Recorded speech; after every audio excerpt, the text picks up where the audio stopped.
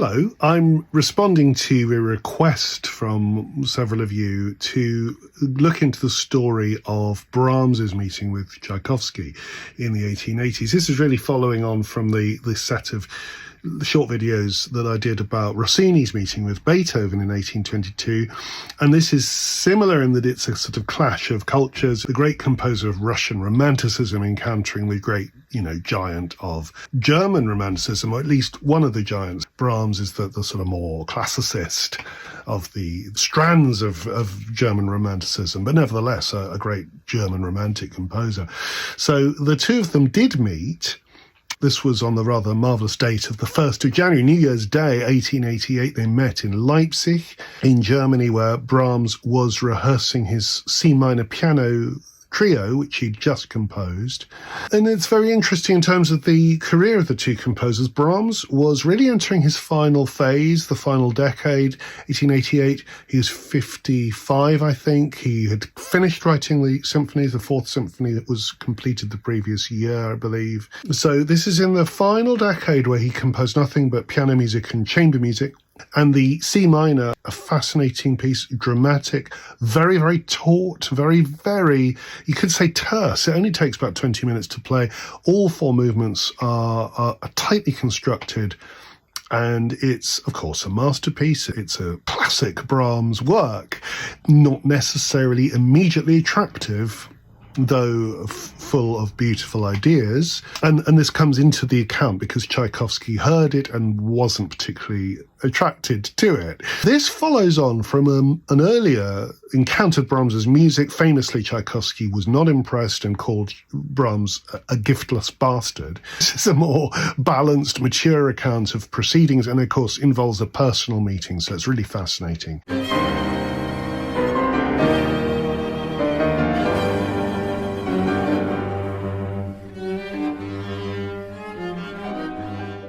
So we're going to pick up on the story of Brahms's meeting with Tchaikovsky on New Year's Day, 1888. As I said before, 1888, I think Brahms was 55. Tchaikovsky was 48. In fact, tragically, that neither of them had very long to live because Tchaikovsky died in 1893, so that was 5 years later. So he only had 5 years left. Brahms had 9 years left. So both composers in the late stages of their lives. This is what Tchaikovsky says.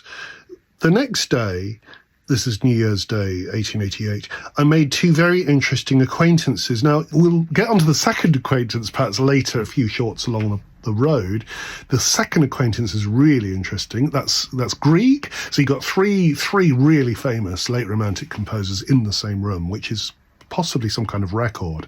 And he says, going to Brodsky's for the 1 o'clock dinner, I heard sounds of the piano, violin and cello. They were rehearsing for the next day's performance of Brahms's new pianoforte trio. That trio I mentioned in the last video was this marvellous second trio, the C minor trio, a turbulent and incredibly concise piece that Brahms had written in 1887. Tchaikovsky says, the composer himself was at the piano, so that's Brahms. You know the famous picture of Brahms with his big beard, his rather portly man. It's certainly in that famous picture of Brahms, it's almost as if the arms have to be very straight in order to reach the piano. And Tchaikovsky comments on Brahms's appearance.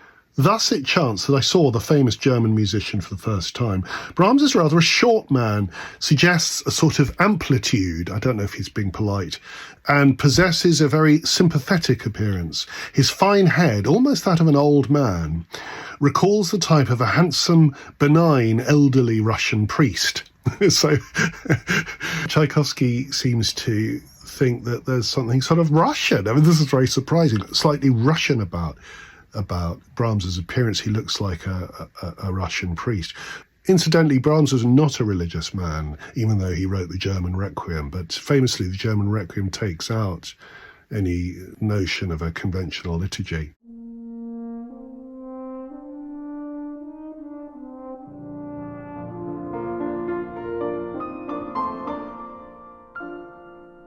Okay, so let's cut straight to the chase. We've got Tchaikovsky and Brahms in the same room. Let's get on with the diary entry. So Tchaikovsky was describing Brahms's appearance. He said his fine head, he said that he resembled a Russian priest. He goes on a little bit further. His features are certainly not characteristic of Russian good looks, and I cannot conceive why some learned ethnographer, Brahms himself told me this after I'd spoken of the impression his appearance made upon me, chose to reproduce his head on the first page of one of his books as being highly characteristic of German features, whatever that means. A certain softness of outline, pleasing curves, rather long and slightly grizzled hair, kind grey eyes, and a thick beard freely sprinkled with white. All this recalled at once the type of pure Great Russian so frequently met with among our clergy. So he reiterates that comparison with Russian priests.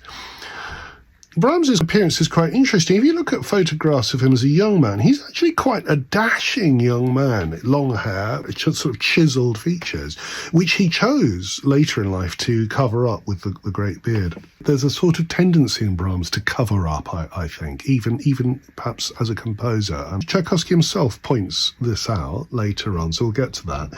Brahms's manner, he says, is very simple, free from vanity. His humour jovial, and the few hours spent in his society left me with a very agreeable recollection. Unfortunately, I was forced to confess that in spite of a somewhat prolonged stay among them in Leipzig, I had not got on very well with the most prominent representatives of modern German music. The reason was as follows. Like all my Russian musical friends, without exception, I only respected in Brahms an honourable, energetic musician of strong convictions, but in spite of all efforts to the contrary, I never could and never can admire his music. Brahmsism is very widespread throughout Germany. There are a number of authoritative people and an entire musical institution specially consecrated to the Brahms cult. And he is considered a great man, almost the equal of Beethoven. But there are anti-Brahmsites in Germany and everywhere beyond the German frontier, with the exception perhaps of London, where thanks to the energetic propaganda of Joachim, that's Brahms's old friend, the amazing violinist Joachim, who's very popular in England, the greatness of Brahms is recognised to a certain extent. Everywhere else, as I say, there reigns complete ignorance and ignoring of Brahms, but nowhere perhaps has he made less way than in Russia.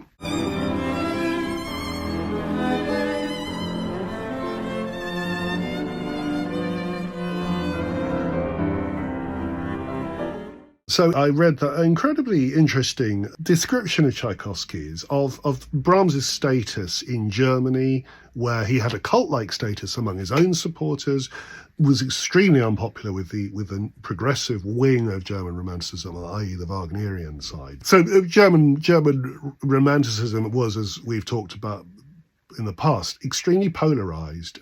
You either were a Brahmsian or you were a Wagnerian, and you couldn't be both. Not till Arnold Schoenberg, in other words, not until after the death of both composers could you sort of bridge that gulf. The other fascinating thing Tchaikovsky says is that although he admires Brahms as an honourable, energetic musician of strong convictions, he doesn't like his music. He's absolutely candid about that. He doesn't get it. And in fact, the feeling was mutual, because Brahms didn't like, he didn't hear a lot of Tchaikovsky, he heard the Fifth Symphony and didn't like it. So they liked each other personally, they didn't like each other's music, and they were candid about it. They said so to each other. So we'll get on to some of that. So moving on to the next bit of Tchaikovsky's fascinating diary account. He's pointed out that Brahms is popular in Britain, where Joachim has been a sort of advocate for him, but he's not at all popular in Russia. And Tchaikovsky explains further, there's something dry, cold, vague, and nebulous in the music of this master, which is repellent to Russian hearts. Intriguing. Let's read on. From our Russian point of view, Brahms does not possess melodic invention. His musical ideas never speak to the point. Hardly have we heard an allusion to some tangible melodic phrase, then it disappears in a whirlpool of almost unmeaning harmonic progressions and modulations, as though the composer's special aim was to be incomprehensible and obscure. Thus he excites and irritates our musical perceptions, as it were, yet is unwilling to satisfy their demands. He seems ashamed, to put it plainly, to speak clearly and reach the heart. Fascinating comment. Hearing his music, we ask ourselves, is Brahms deep, or does he only desire to have the semblance of depth in order to mask the poverty of his imagination? This question is never satisfactorily answered. Isn't it fascinating when you go into the detail of what one great artist thinks of another, and in this case, very, very critical comments? Aren't they fascinating? What does it tell us about... I think it tells us more about Tchaikovsky than it tells us about Brahms in a curious way.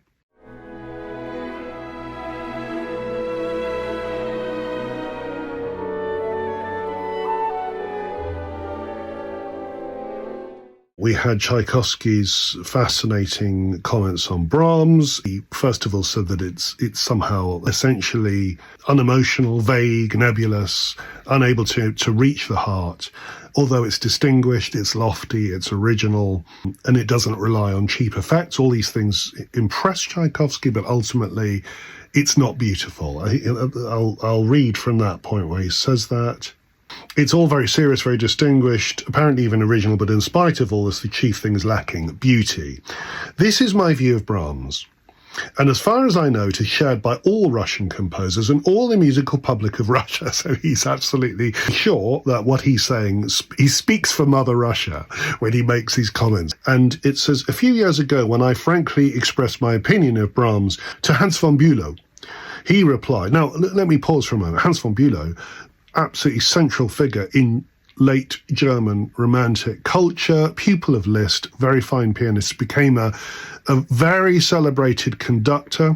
He mentored Gustav Mahler and Richard Strauss, so he is like in a sense, a sort of godfather to Mahler and Strauss, and therefore one of the great early figures in the history of conducting. Now, he was friends with Wagner initially as a young man, but Wagner stole his wife, and this is one of the great scandals of the 19th century. While he was rehearsing Tristan and Isolde, Wagner's great and difficult opera in the 1860s, Wagner was conducting an affair with his wife while he was rehearsing Tristan and Isolde. In fact, I discussed this in a video a few years ago. So in the wake of all that, Hans von Bülow's wife, Cosima, left him and married Wagner in the 1870s.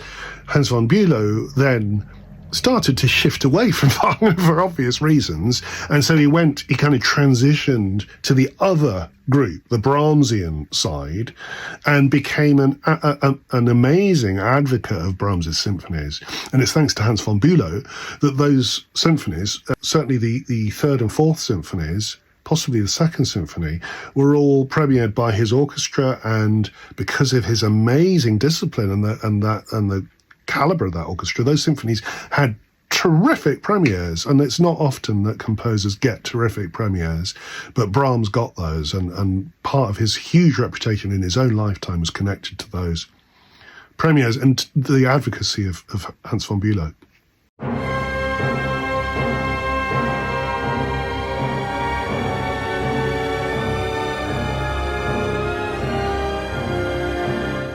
We were talking about Hans von Bülow, who knew Tchaikovsky as well as Brahms. And so Tchaikovsky in his diary says this: a few years ago, when I frankly expressed my opinion of Brahms to Hans von Bülow, he replied, "Wait a while.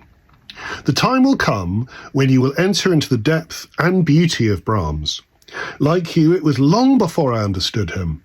But gradually, I was blessed by the revelation of his genius. It will be the same with you." It's almost like a religious language that he's using. Hans von Bülow, of course, had been a Wagnerian, but for personal reasons as much as anything, had transitioned into the Brahms camp and had moved from a position of rejecting Brahms's music as a young composer in the Liszt-Wagner camp, and had come over to the Brahms side. So this was a sort of, it's like a conversion. He'd been converted to Brahms. He says, "It was long before I understood him, but gradually I was blessed by the revelation of his genius. It will be the same for you." He says that again in almost a evangelical way. And then Tchaikovsky says, "And still I wait." But the revelation tarries. So again, he's picking up on that religious language. The penny has not dropped. He's not got Brahms. I deeply revere the artistic personality of Brahms. I bow to the actual purity of his musical tendencies and admire his firm and proud renunciation of all the tricks which solemnize the Wagnerian cult. Tchaikovsky himself had been to Bayreuth, he'd heard the Ring, he knew a lot about Wagner, and he was really repelled by the Wagnerian cult and the kind of atmosphere of Bayreuth. And in a much less degree, the worship of Liszt, but I do not care for his, back to Brahms, I do not care for his music. So he kind of wants to like Brahms, as opposed to Wagner and to some extent Liszt, but he can't. And Tchaikovsky continues, my readers will see that this fact, the fact that he didn't like Brahms's music, prevented my seeking for an intimate acquaintance with the very attractive personality of Brahms. I met him in the society of devoted partisans, of whom Brodsky is one, and it appeared to me unseemly, seeing that I was a stranger and did not share in the worship of their idol, to bring any discordant element into the complete harmony of these intensely devout believers in this musical dogma. Isn't it funny how religious it all was? You either belong to this cult or you belong to that cult.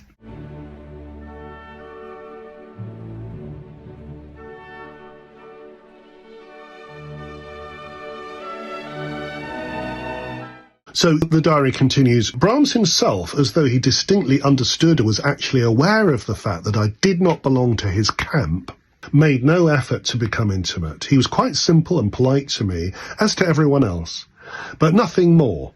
Meanwhile, all that I've heard of Brahms as a man has made me doubly regret that the revelation predicted by von Bülow has not been vouchsafed to me. So, in other words, he's sort of saying it's a real shame. I wish I could like Brahms's music as Hans von Bülow had predicted I would one day, but I can't. I like him as a person, I don't like his music. So then it says, he is an unusually pleasing and attractive man, and all who've come into contact with him are inspired by warm affection and devotion. The celebrated Czech composer Dvořak used to speak with tears in his eyes of the warm interest Brahms showed him, at a time when his compositions found neither publishers nor performers, and what powerful support he gave him, and what energy he showed in sounding the depths of unknown genius of his Slavonic brother in art. Now, this is a lovely tribute to Brahms because, and it is to Brahms's credit, Brahms encountered Dvořák's music and loved it from the start. It was Brahms who persuaded his own publisher, Simrock, to publish Dvořák's music. So Dvořák's fame and success owes a great deal to the advocacy of his friend Brahms, who weighed in on his behalf. And it's actually not so very frequent. Composers are inclined to be a bit egotistical. It's always a good thing when you come across a story where one composer has helped out another. Do you remember in the story of Rossini and Beethoven, we discovered that Rossini was trying to raise money in order to buy him a house in the 1820s. It's a lovely story. Sadly, it didn't quite work out. In this instance, it did work out. Brahms was able to be a really powerful influence over the success of Dvořák's career.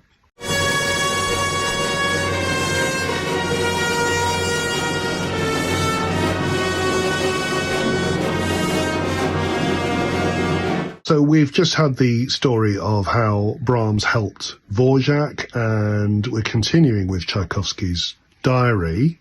And he says Brodsky, who was a friend of Brahms's, whose house they met in, Brodsky also related instances which revealed the sympathetic side of Brahms's character, especially his rare and pleasing modesty.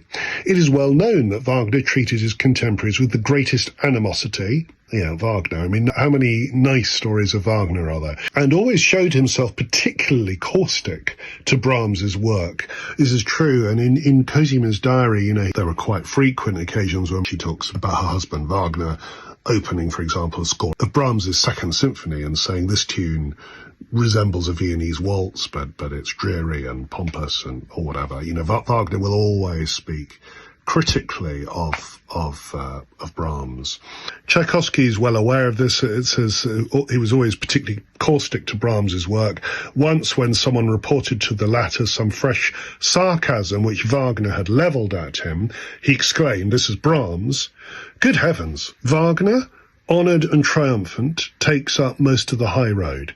How can I, going my own modest way, be any hindrance or annoyance to him? Why cannot he leave me in peace, since we're never likely to clash?" It's interesting, isn't it? Brahms much more modest, much more happy to be at peace with people. Can't understand Wagner's slightly insane, paranoid attitude towards competitors. It is one of several unattractive things about Wagner's personality. And I say that as a Wagnerian, I love Wagner's music. But he was a damaged man with some real issues as a human being.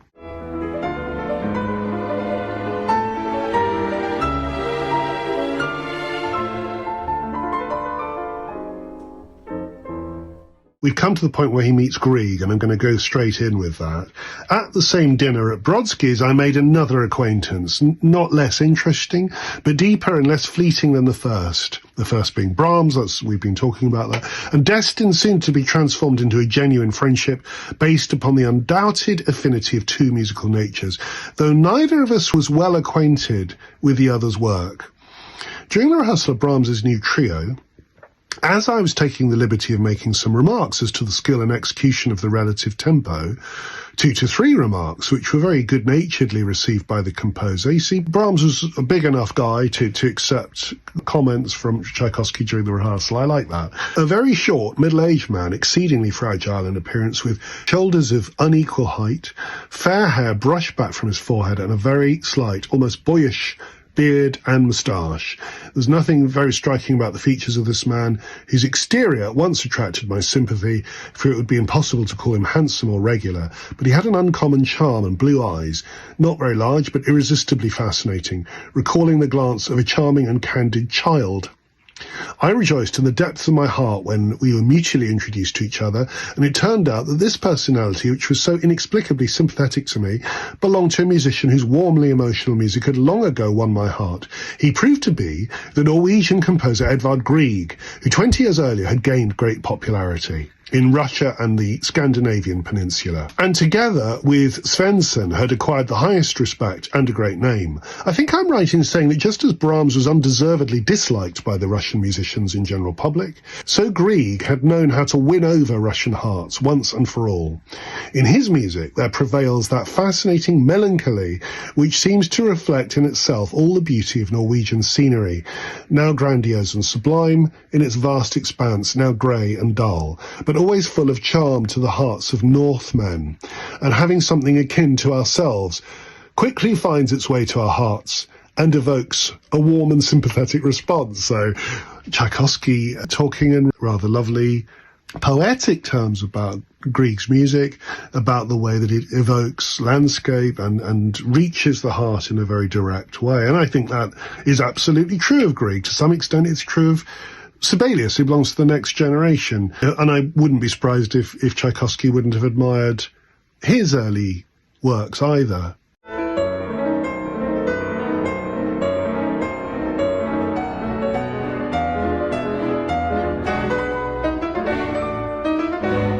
So, having spoken very warmly of Grieg's music, he now says something very, very interesting. Grieg is probably not by any means so great a master as Brahms. His range is not so extensive, his aims and tendencies are not so wide, and apparently in Grieg the inclination towards obscurity is entirely absent. Nevertheless, he stands nearer to us, he seems more approachable and intelligible because of his deep humanity. Hearing the music of Grieg, we instinctively recognize that it was written by a man impelled by an irresistible impulse to give vent by means of sounds to a flood of poetical emotion, which obeys no theory or principle, is stamped with no impress but that of a vigorous and sincere artistic feeling. Perfection of form, strict and irreproachable logic in the development of his themes are not perseveringly sought after by the celebrated Norwegian. But what charm, what inimitable and rich musical imagery, what warmth and passion in his melodic phrases, what teeming vitality in his harmony, what originality and beauty in the turn of his piquant and ingenious modulations and rhythms, and in all the rest, what interest, novelty, and independence. If we add to all this that rarest of qualities, a perfect simplicity, far removed from all affectation and pretense to obscurity and far-fetched novelty, and many contemporary composers, including some Russians, are striving with a morbid tendency to break into new ways without possessing the least vocation disposition or natural gift. What would he have said about Stravinsky if he'd lived a few years longer? It is not surprising that everyone should delight in Grieg, that he should be popular everywhere in Paris, London and Moscow, that his name should appear in all concert programmes, and that visitors to Bergen should deem it a pleasant duty to make a pilgrimage to the charming, though remote haven among the rocks of the shore where Grieg retires to work and where he spends most of his life. It's a beautiful description.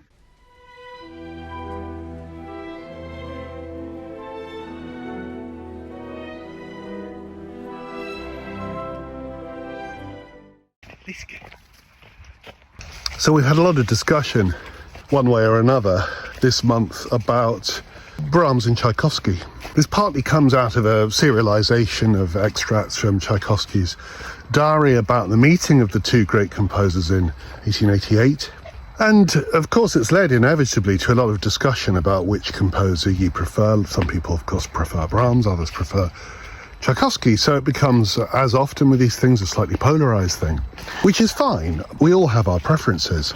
My personal view is that I couldn't put a cigarette paper between them in terms of caliber. They are, both of them, exceptional artists. It's not possible to make a decision about who is better, because there's no such thing as better. What there is different expressions of artistic excellence in very different cultural contexts. Brahms and Tchaikovsky both represented a version of late Romanticism. Brahms from a classical German perspective, a profoundly romantic composer, I think, at heart, but constrained by essentially classical conception of form, classical conception of harmonic relationships, and a classical conception of genre. And actually, to some extent, a classical notion of what an orchestra should do. But it's not to say that Brahms's style is classical. And he manages, within these marvellous classical constraints that he imposes on himself, to create really rather radical things, and this is the thing that Schoenberg admired so much about him. Tchaikovsky, on the other hand, but I've had a few comments saying that he was a composer who could write wonderful melodies, but was inept when it came to form. It simply isn't true. Tchaikovsky was an absolute master of form. It's just that because he was a Russian composer, he came at form, classical form, from a very different perspective. Not from inside the German tradition, but from outside. And so when he wrote a symphonic structure like the first movement of his wonderful, wonderful Sixth Symphony, the Pathétique, he reinvents sonata form in a sort of two-part structure. It's quite extraordinary, the first part being full of these magnificent themes, and the second half, beginning at the development section, being a terrifying whirlwind of drama. It's almost like two acts of a play. It's a magnificently novel-like conception of form, and it's flawless. I would say it's a perfect structure.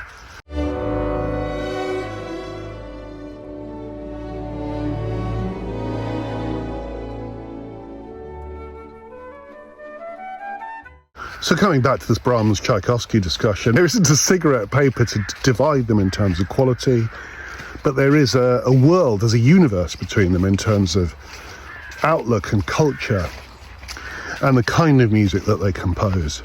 And the rest is really about personal preference. Some people love the mellow, autumnal, regretful quality of Brahms's music because it speaks to us, doesn't it? It speaks to us about our own loneliness, our own regret.